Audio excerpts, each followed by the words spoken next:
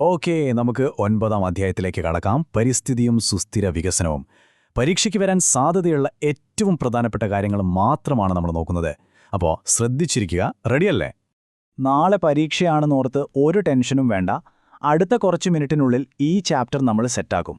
ഓർത്തു വെക്കാൻ പറ്റുന്ന സിമ്പിൾ പോയിന്റ്സ് ആയിട്ട് തന്നെ പഠിക്കാം. ശരി, അപ്പോൾ നമുക്ക് ഏറ്റവും ബേസിക് ആയിട്ടുള്ള കാര്യങ്ങളിൽ നിന്ന് തന്നെ തുടങ്ങാം. എന്താണ് ഈ പറയുന്ന പരിസ്ഥിതി? ഈ നിർവചനം വളരെ പ്രധാനപ്പെട്ടതാണ്. മിക്കവാറും പരീക്ഷയ്ക്ക് ചോദിക്കാൻ സാധ്യതയുണ്ട്. ഇതിലെ 2 പ്രധാന വാക്കുകൾ ശ്രദ്ധിക്കുക. 1, ഭൂമിയുടെ മൊത്തം പൈതൃകം. 2, ജൈവികവും അജൈവികവുമായ ഘടകങ്ങൾ. ഇത് മറക്കരുത് കേട്ടോ. അടുത്തത് പരിസ്ഥിതിയുടെ ധർമ്മങ്ങൾ. ഇതൊരു ഷുവർ ക്വസ്റ്റ്യനാണ്. ഈ 4 പോയിന്റ്സും കൃത്യമായി ഓർത്തിരിക്കണം. വിഭവങ്ങൾ നൽകുന്നു, മാലിന്യങ്ങളെ ഉൾക്കൊള്ളുന്നു, ജീവൻ നിലനിർത്തുന്നു, പിന്നെ നമുക്ക് പ്രകൃതി ഭംഗി പോലുള്ള സൗന്ദര്യാത്മക സേവനങ്ങൾ നൽകുന്നു. അപ്പോൾ ഇത്രയൊക്കെ ചെയ്യുന്ന നമ്മുടെ പരിസ്ഥിതിക്ക് എന്താണ് സംഭവിച്ചത്? നമ്മളിപ്പോൾ ഒരു വലിയ പാരിസ്ഥിതിക പ്രതിസന്ധിയിലൂടെയാണ് പോകുന്നത്. അതെന്തുകൊണ്ടാണെന്ന് നമുക്ക് സിമ്പിളായിട്ട് മനസ്സിലാക്കാം. യഥാർത്ഥ കാരണം ഇതാണ്. പണ്ടൊക്കെ പ്രകൃതിയിൽ നമുക്ക് ആവശ്യമുള്ളതിനേക്കാൾ കൂടുതൽ വിഭവങ്ങൾ ഉണ്ടായിരുന്നു. പക്ഷേ വ്യവസായവൽക്കരണവും ജനസംഖ്യ കൂടിയതും കാരണം ഇന്ന് കാര്യങ്ങൾ നേരെ തിരിഞ്ഞു. നമ്മുടെ ആവശ്യം കൂടി, പക്ഷേ പ്രകൃതിക്ക് അത്രയും വേഗത്തിൽ വിഭവങ്ങൾ ഉണ്ടാക്കാൻ പറ്റുന്നില്ല. ഈ ഡിമാൻഡും സപ്ലൈയും തമ്മിലുള്ള മാറ്റമാണ് ഇന്നത്തെ പ്രതിസന്ധിയുടെയെല്ലാം അടിസ്ഥാനം.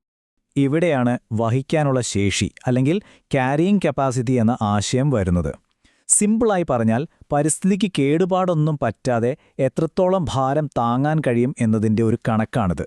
അതായത് നമ്മൾ വിഭവങ്ങൾ ഉപയോഗിക്കുന്നതിൻ്റെ വേഗത അത് വീണ്ടും ഉണ്ടായി വരുന്നതിൻ്റെ വേഗതയേക്കാൾ കൂടാൻ പാടില്ല. പക്ഷെ നമ്മളിപ്പോൾ ആ ലിമിറ്റൊക്കെ കടന്നുപോയി. അതുപോലെ തന്നെ പ്രധാനപ്പെട്ട ഒന്നാണ് ഉൾക്കൊള്ളാനുള്ള ശേഷി അഥവാ അബ്സോർപ്റ്റീവ് കപ്പാസിറ്റി. പരിസ്ഥിതിക്ക് എത്രത്തോളം മാലിന്യങ്ങളെയും മലിനീകരണത്തെയും വലിച്ചെടുത്ത് ഇല്ലാതാക്കാൻ കഴിയും എന്നതിൻ്റെ അളവാണിത്. നമ്മളുണ്ടാക്കുന്ന മാലിന്യങ്ങൾ ഇപ്പോൾ പരിസ്ഥിതിക്ക് ഉൾക്കൊള്ളാൻ കഴിയുന്നതിലും ഒരുപാട് കൂടുതലാണ്. അപ്പോൾ ഈ 2 ശേഷികളും നമ്മൾ മറികടന്നു. ശരി, ഇനി ഈ പാരിസ്ഥിതിക പ്രതിസന്ധി നമ്മുടെ രാജ്യമായ ഇന്ത്യയെ എങ്ങനെയാണ് ബാധിക്കുന്നതെന്ന് നോക്കാം. എന്തൊക്കെയാണ് നമ്മൾ നേരിടുന്ന പ്രധാന വെല്ലുവിളികൾ? ഒരു വശത്ത് വ്യാവസായിക വളർച്ച, മറുവശത്ത് ദാരിദ്ര്യം. ഇത് രണ്ടും ഇന്ത്യയുടെ പരിസ്ഥിതിയെ വല്ലാതെ സമ്മർദ്ദത്തിലാക്കുന്നുണ്ട്. ഫാക്ടറികളിൽ നിന്നുള്ള മലിനീകരണം ഒരു പ്രശ്നം. അതേസമയം സാധാരണക്കാർക്ക് വിഭവങ്ങളെ ആശ്രയിക്കേണ്ടി വരുന്നതും മറ്റൊരു പ്രശ്നം. ഇത് നമ്മുടെ പരിസ്ഥിതിയെ എത്രത്തോളം മോശമായി ബാധിക്കുന്നു എന്ന് നോക്കൂ. ഇവയാണ് ഇന്ത്യയിലെ ഏറ്റവും പ്രധാനപ്പെട്ട പാരിസ്ഥിതിക പ്രശ്നങ്ങൾ. പരീക്ഷയ്ക്ക് ലിസ്റ്റ് ചെയ്യാൻ ചോദിക്കാൻ നല്ല സാധ്യതയുണ്ട്. ഭൂമിയുടെ ശോഷണം, ജൈവ വൈവിധ്യ നഷ്ടം, വായുമലിനീകരണം, ശുദ്ധജല ദൗർലഭ്യം, പിന്നെ ഖരമാലിന്യ സംസ്കരണം. ഈ 5 കാര്യങ്ങളും ഓർത്തുവെക്കണം. ഇതാ പരീക്ഷയ്ക്ക് ഓർമ്മിക്കാൻ എളുപ്പമുള്ള വളരെ പ്രധാനപ്പെട്ട ഒരു കണക്ക്. ഇന്ത്യയിലെ 70% ജലസ്രോതസ്സുകളും മലിനമാണ്.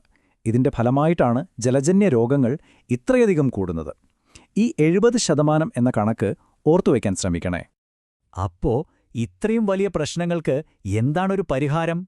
അവിടെയാണ് ഈ അധ്യായത്തിലെ ഏറ്റവും പ്രധാനപ്പെട്ട ആശയമായ സുസ്ഥിര വികസനം വരുന്നത്. ഈ നിർവചനം കാണാതെ പഠിച്ചോളൂ. ഉറപ്പായും പരീക്ഷയ്ക്ക് ചോദിക്കും. ഭാവി തലമുറയുടെ ആവശ്യങ്ങൾ നിറവേറ്റാനുള്ള കഴിവിൽ വിട്ടുവീഴ്ച ചെയ്യാതെ ഇന്നത്തെ തലമുറയുടെ ആവശ്യങ്ങൾ നിറവേറ്റുന്ന വികസനം. ലളിതമായി പറഞ്ഞാൽ, നമ്മൾ വികസിക്കുമ്പോൾ നമ്മുടെ അടുത്ത തലമുറയ്ക്ക് ജീവിക്കാനുള്ള വിഭവങ്ങൾ കൂടി ബാക്കി വെക്കണം. അത്രയുള്ളൂ. അപ്പോൾ ഇതിലെ പ്രധാന ആശയം എന്താണ്? എല്ലാവരുടെയും, പ്രത്യേകിച്ച് പാവപ്പെട്ടവരുടെ അടിസ്ഥാന ആവശ്യങ്ങൾ നിറവേറ്റണം. പക്ഷേ അതോടൊപ്പം തന്നെ ഭാവി തലമുറകളോടുള്ള നമ്മുടെ ഉത്തരവാദിത്തം മറക്കാനും പാടില്ല. ഇതിനെയാണ് തലമുറകൾക്കിടയിലുള്ള തുല്യത എന്ന് പറയുന്നത്. ശരി, ഈ സുസ്ഥിര വികസനം എന്നൊക്കെ പറയാൻ നല്ലതാണ്. പക്ഷെ ഇതെങ്ങനെ നമുക്ക് നേടാൻ കഴിയും? അതിനുള്ള ചില പ്രാക്ടിക്കൽ വഴികളാണ് ഇനി നമ്മൾ നോക്കാൻ പോകുന്നത്. സുസ്ഥിര വികസനത്തിനായുള്ള പ്രധാന തന്ത്രങ്ങൾ ഇവയാണ്. പാരമ്പര്യേതര ഊർജ്ജം ഉപയോഗിക്കുക. LPG, ഗോബർ ഗ്യാസ്, CNG പോലുള്ള ക്ലീൻ ഫ്യൂവൽസിലേക്ക് മാറുക. സൗരോർജ്ജവും കാറ്റാടിയും ഉപയോഗിക്കുക. കൃഷിയിൽ ജൈവവളങ്ങളും ജൈവ കീടനിയന്ത്രണവും കൊണ്ടുവരിക. പിന്നെ നമ്മുടെ പരമ്പരാഗത അറിവുകളെ ആശ്രയിക്കുക. ഇനി ഇതിൽ ചിലതിന് ഉദാഹരണങ്ങൾ നോക്കാം. ഗ്രാമപ്രദേശങ്ങളിൽ നോക്കിയാൽ ഗോബർ ഗ്യാസ് പ്ലാന്റുകൾ സുസ്ഥിര വികസനത്തിന്റെ ഒരു മികച്ച ഉദാഹരണമാണ്. കന്നുകാലികളുടെ ചാണകത്തിൽ നിന്ന് പാചകത്തിനുള്ള ഗ്യാസ് കിട്ടുന്നു. ഇത് മലിനീകരണം കുറയ്ക്കുന്നു, വിറകിനായി മരം മുറിക്കുന്നത് ഒഴിവാക്കുന്നു. ഇതൊരു വിൻ-വിൻ സിറ്റുവേഷനാണ്. ഇനി നഗരങ്ങളിലെ കാര്യം നോക്കിയാലോ?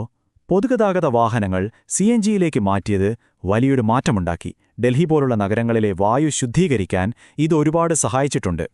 കൃഷിയിലും നമുക്ക് സുസ്ഥിരമായ മാറ്റങ്ങൾ കൊണ്ടുവരാൻ പറ്റും. രാസവളങ്ങൾക്ക് പകരം ബയോ കമ്പോസ്റ്റിംഗ് ഉപയോഗിക്കാം, അതായത് മണ്ണിരയും ജൈവമാലിന്യങ്ങളും ഉപയോഗിച്ച് വളമുണ്ടാക്കുന്നത്. അതുപോലെ രാസകീടനാശിനികൾക്ക് പകരം വേപ്പെണ്ണ പോലുള്ള വസ്തുക്കളോ അല്ലെങ്കിൽ പ്രകൃതിദത്തമായ മാർഗങ്ങളോ ഉപയോഗിക്കാം. ഇത് നമ്മുടെ മണ്ണിനെയും വെള്ളത്തെയും ഒരുപോലെ സംരക്ഷിക്കും. അപ്പോൾ ഈ അധ്യായം നമ്മളോട് ചോദിക്കുന്ന ഏറ്റവും വലിയ ചോദ്യം ഇതാണ്: ഇന്ത്യയെപ്പോലൊരു രാജ്യത്തിന് സാമ്പത്തിക വളർച്ചയാണോ അതോ പരിസ്ഥിതി സംരക്ഷണമാണോ വലുത്? ഇതിലേതെങ്കിലും ഒന്ന് തെരഞ്ഞെടുക്കേണ്ടതുണ്ടോ? സുസ്ഥിര വികസനം എന്ന ആശയം പറയുന്നത് രണ്ടും ഒരുമിച്ച് കൊണ്ടുപോകാൻ സാധിക്കുമെന്നാണ്. വികസനം വേണം, പക്ഷെ അത് പ്രകൃതിയെ നശിപ്പിച്ചുകൊണ്ടാകരുത്. ഇതാണ് ഈ ചാപ്റ്ററിന്റെ കാതൽ. നന്നായി പഠിക്കുക. പരീക്ഷയ്ക്ക് എല്ലാ ആശംസകളും.